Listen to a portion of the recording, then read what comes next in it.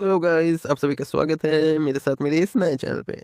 चलिए एक नए मानवा की शुरुआत करते हैं। थोड़े से दिलचस्प है, थोड़ा हंसी मजाक है, सब कुछ है इस मानवा में।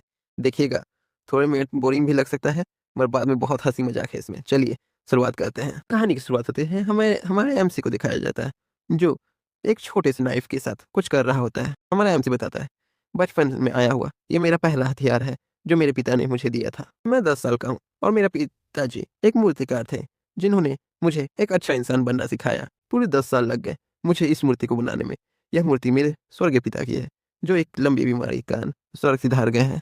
हमें एमसी की यादों में उसके पिता को दिखाया जाता है, जो कह रहे होते हैं, यह दुनिया में तुम किसी पे भरोसा मत करना, यह दुनिया बहुत क्रूर है। सिवाय मिस्टर कांग के, मिस्टर कांग मेरे पिता के एक दोस्त थे, जो 3 दिन पहले ही एक लंबी बीमारी के कारण गुजर चुके हैं। मैं अपने पिता को बताना नहीं चाहता कि वह मिस्टर कांग अब नहीं रहे। फिर हमें करंट का सीन दिखाया जाता है, जहाँ हमारा एमसी अपने पिता की मूर्ति को अपने पिता के ग्रेव के सामने रख देता है। फिर हमें दिखाया जाता है उस ग्रेव के सामने उसकी माँ का भी ग्रेव होता है, जहाँ उसके पिता ही जैसा एक मूर्ति लगा होता है। वह उसकी माँ का मूर्ति होता है, जो हमारे एमसी ने ही अपने हाथों से बनाया है। हमारा एमसी बताता है उसकी माँ उसे जन्म देते ही मर चुकी थी। मेरे पिता कहते थे मेरी माँ बहुत खूबसूरत थी, एकदम परी जैसी। मैंने उन्हें कभी देखा नहीं, मैंने उनके बारे में सुन के ही उनकी मूर्ति को बनाया है। हमारा एमसी अपने माता-पिता को आखिरी बार देख के आगे बढ़ जाता है। तभी हमारे एमसी को पीछे से कोई बुलाता है। फिर हमारा एमसी पीछे मुड़ के देखता है, तो वहाँ एक बुड्ढा मास्टर खड़ा रहता है। वह मुझसे पूछता है, "क्या ये मूर्तियाँ तुमने बनाई हैं?" यह फर्स्ट टाइम था जब मैं अपने फ्यूचर मास्टर से मिला। मेरे पिताजी ने मुझे अजनबियों से बात करने को मना किया था। मुझे लगता नहीं कि मुझे इस सफ़ेद दाढ़ी वाले बुड्ढे से बात करनी चाहिए, लेकिन एक बच्चे के रूप में मुझे एक बड़े आदमी से सम्मान रूप पूर्वक बात करनी चाहिए। हाँ, यह मूर्तियाँ मैंने बनाई हैं। मुझे लगा नहीं था यहाँ से गुजरने वाला एक व्यक्ति मेरी कला को देख के इतना प्रसन्न होगा। लगता है यह बुड्ढा कुछ समय में मरने ही वाला है, तो लगता है यह अपनी मूर्ति बनाने का ऑर्डर मुझे ही देगा। फिर वह बुड्ढा बोलता है, क्या तुम मेरे साथ चलोगे? फिर हमारा एमसी बोलता है, आपके साथ मैं क्यों चलूं? मैं आपका पीछा क्यों करूं? फिर बुड्ढा अपनी सफेद दाढ़ी को सहलाते हुए बोलता है, मैं तुम्हें दुनिया की सबसे ताकतवर मार्शल आर्ट की कला सिखाऊंगा। क्या तुम मेरे साथ चलना चाहोगे? चलो भी, क्यों मजाक कर रहे हो? फिर बुड्ढा बोलता है, देखो मेरी ओर। फिर बुड्ढा अपने हाथों को ऊपर उठाते हुए अपने हाथों से एक्शन कामिंग जैसे एक्शन बीम को जंगल की ओर छोड़ देता है। फिर जंगल में तबाही तबाही, सारे पेड़ पौधे टूट के बिखरे हुए हैं। यकीन नहीं होता, यह मरता हुआ बुड्ढा यह इतना ताकतवर है। लगता है मुझे इसके साथ ईमानदार रहना पड़ेगा। फिर बुड्ढा बोलता है, अब क्या तुम मुझसे मार्शल आर्ट सीखोगे? फिर हमारा एमसी अपने मन में सोचता है, यह बुड्ढा बहुत ताकतवर है और मेरे पास जाने के लिए कोई जगह भी नहीं है। चलो, मैं इसके साथ ही चल जाता हूँ और अपनी ज़िंदगी का भरपूर आनंद लेता हूँ। फिर हमारा एमसी बोलता है, चलो, मैं चलने के लिए तैयार हूँ। मुझे लगा नहीं था, यह मेरी ज़िंदगी की सबसे पहली गलती और सबसे बड़ी गलती थी, इस बुड्ढे के साथ जाने का फैसला करना। इस वक़्त से मेरी नई जर्नी का शुरुआत होता है। ये पहली बार मुझे मिले, तो यह भगवान टाइप लगे, पर यह बात थोड़ी देर बाद ही खराब हो गई। यह भगवान नहीं, शैतान है, शैतान। यह इन्होंने मेरा दिल और भविष्य दोनों को कुचल के रख दिया। यह मास्टर नहीं, शैतान है। फिर हमें पहाड़ का सीन दिखाया जाता है। पहाड़ों के अंदर एक छोटी-सी झोपड़ी होती है। फिर हमारा एमसी मन में सोचता है, क्या मार्शल आर्टिस्ट का घर ऐसा ही होता है? दरवाजे टूटे हुए, कौवों की चिड़चिड़ाहट, और क्या मार्शल आर्टिस्ट ऐसे ही रहते हैं? क्या सच में यह घर सच में इस बुड्ढे का है? उस वक़्त इस बुड्ढे ने मुझे इतनी शक्तिशाली पावर दिखाई। मुझे लगा यह बहुत ताकतवर मार्शल आर्टिस्ट है और इसका घर भी बहुत बड़ा होगा। क्या इस बुड्ढे ने मुझे ट्रेनिंग देने के लिए इस जगह पे बुलाया है बस? या मैंने कहानी में पढ़ा है, बहुत सारे जगह पे अपने मास्टर अपने बच्चे स्टूडेंट लोग को ट्रेनिंग देने के लिए अलग जगह पे ले जाते हैं, जहाँ शांति रहे, वहाँ ट्रेनिंग करवाते हैं। शायद यही बात होगी। मैं एक अच्छा बच्चा हूँ, मुझे कोई जगह से कोई मतलब नहीं। मैं मास्टर का हर काम करूँगा, हर कहा मानूँगा। फिर हमारा एमसी बोलता है, आज मैं क्या सीखने वाला हूँ? फिर बुड्ढा बोलता है, क्या तुम तैयार हो? फिर हमें नेक्स्ट डे दिखाया जाता है। हमारा बुड्ढा हमारा एमसी से बोलता है, मैं इस चीज़ को एक बार ही करने वाला हूँ, इसीलिए तुम ध्यान से देखना।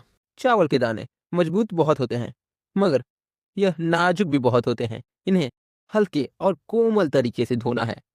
हमारे एमसी को यह बात अपना हमारा बुड्ढा बता रहा होता है और बुड्ढा फिर बोलता है, चावल को 3 बार से ज़्यादा पानी में ना धोए। और फिर बुड्ढा अपनी मार्शल आर्ट स्टाइल में चावल को धोने लगता है और हमें दिखाया जाता है। चावल को वह पकने के लिए एक बर्तन में डाल देता है। फिर हमारे एमसी से बताता है चावल को पकने के लिए डालने के बाद ढक्कन से अच्छे से ढक देना और उसके बाद उस पे एक पत्थर रखने से चावल बहुत अच्छे बनते हैं।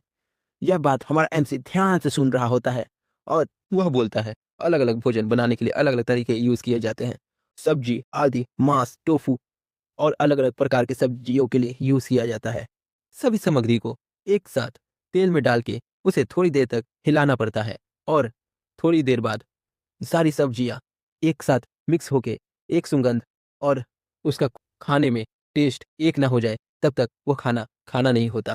फिर वो हमारे एमसी को गाजर काटते हुए सूप बनाना सिखाता है जो बहुत अच्छी तरीके से दिखाया जा रहा है। फिर वह बुढ़ा हमारे एमसी को खाना बनाने पे बहुत अलग सा लक्ष्य देने लगता है जैसे वह खाना बनाने का भगवान हो। यह बात मैं नहीं बताने वाला कि बहुत बोरिंग है यार, आगे क्या खाना बनाने में क्या क्या लगेगा।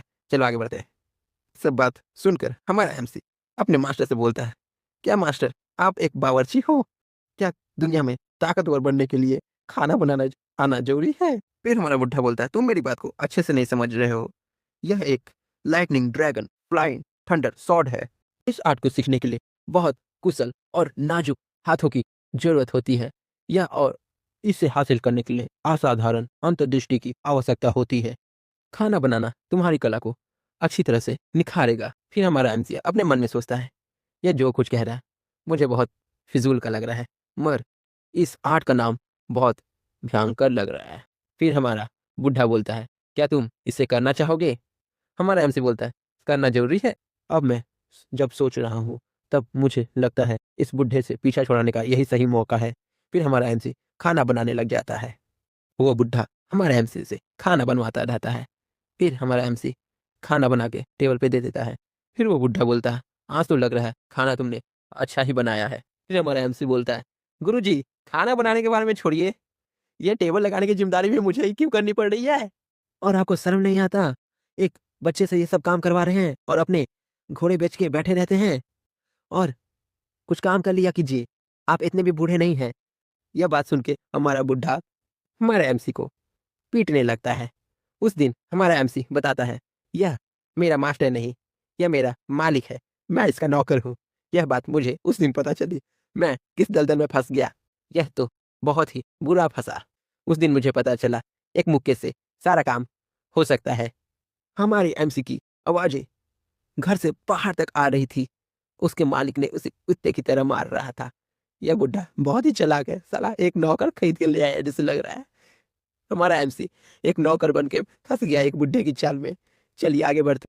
या मेरा बुढ़ा मेरे को मारने के बाद बोला तुम्हें मार के मैं थक गया, अब तुम ये लकड़ियां तुम्हें ही काटनी पड़ेगी।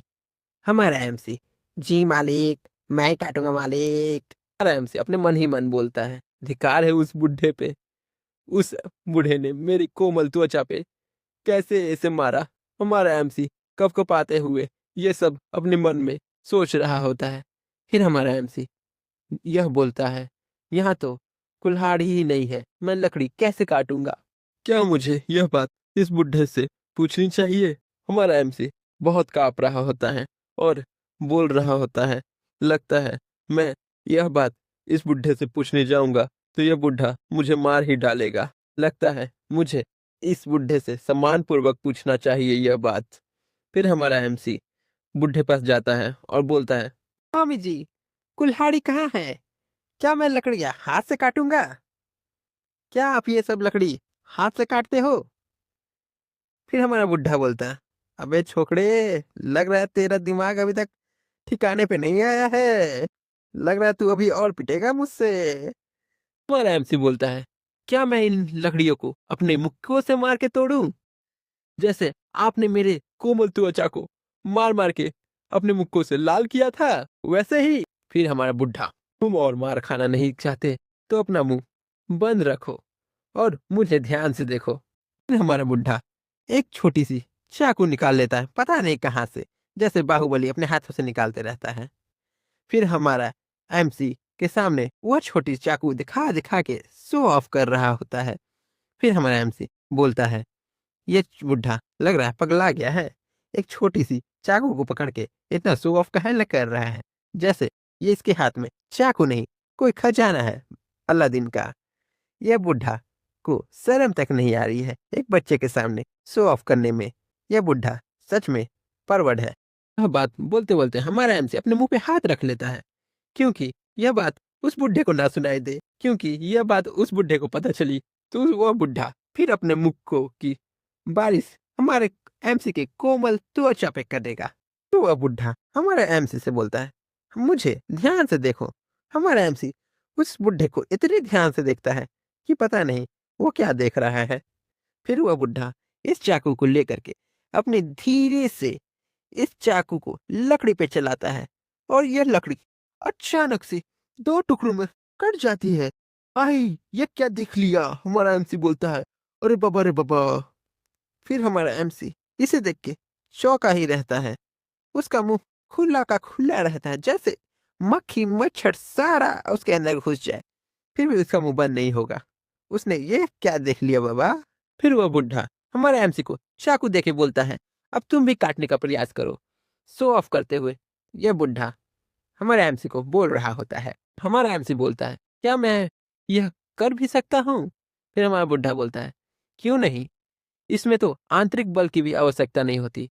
बस फ्लो के साथ अपने कलाई को धीरे से चलाओ। अपनी कलाई को मोड़ने का तरीका ही इस लकड़ी को काटने में मदद करेगा तुम्हारी। फिर हमारा एमसी बोलता है, ठीक है, चलिए एक बार कोशिश कर लेता हूँ। चलो देखते हैं आज कटता है कि नहीं ये लकड़ी मुझसे। हमारा एमसी अपने मन में बोलता है, सही युक्ति है, गति सही समय पे अपनी कलाई को सही टाइम के साथ मोड़ना, इससे ही ये लकड़ी कटेगी। फिर हमारा एमसी उस लकड़ी को काटने की कोशिश करता है और देखता है तो वह लकड़ी थोड़ी सी कटी हुई होती है। यह देख के हमारा एमसी अपना शर्म के मारे अपना सिर झुका लेता है। फिर यह बुढ़ा बोलता है, इतना छोटा सा काम भी तुमसे नहीं हो पाया, अब देखो मैं तुम्हें बताता हूँ, वैसे ही करो। फिर हमारा बुढ़ा बोलता है, इस बार तुम अपनी कोहनी और कलाई दोनों का एक साथ इस्तेमाल करो। फिर हमारा एमसी वैसा ही करता है और देखता है कि लकड़ी थोड़ी सी और लंबी कटी है, मगर उतनी ज्यादा नहीं हो पाई जितना बुढ़ा काटा था। हो हमारा बुढ़ा हंसते हुए बोलता है, इस बार मुझे लगा ही था तुम अपनी कोहनी के साथ भी इसे नहीं कर पाए।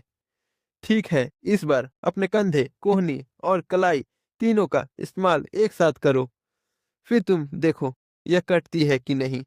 फिर हमारा एमसी उस नाइफ की मदद से उस लकड़ी को काटने का कोशिश करता है। वो लकड़ी दूर जाके फेंकाती है। फिर वह बुढ़ा देख के बोलता है, बेटा तुमसे ना हो पाएगा, छोड़ दे, तू ना करने लायक है। फिर बुढ़ा और भी बात बोलता है, तुम्हें इस लकड़ी को काटने के लिए गति की आवश्यकता है। जब तुम्हारी गति अच्छी होगी तुम इस लकड़ी को दो हिस्सों में काट पाओगे। और इस लकड़ी को काटने के लिए तुम्हें ताकत की जरूरत नहीं, कलाई को सही वक्त पे मोड़ने की जरूरत है। इसीलिए तुम अच्छे से प्रयास करोगे तभी यह काम तुमसे हो पाएगा। हमारा एमसी अपने मन में बोलता है, मैं अपने कमी के कारण असफल नहीं हुआ। नहीं, यह बुढ़ा मुझे असंभव काम करने के लिए देने के बाद इस बुढ़े की हिम्मत कैसे हुई अपने सेकी बखाड़ने की। अब बात हमारा एमसी अपने मन में बोल रहा था, लेकिन फिर भी मैं इससे इस बात की शिकायत नहीं कर सकता, क्योंकि यह बुढ़ा फिर से मुझे अनुशासन सिखाने लग जाएगा अपने दोनों मुक्कों से। फिर हमारा एमसी उस बुढ़े से मुंह खोल के बोलता है, गुरुजी मैं केवल 10 वर्ष का हूँ।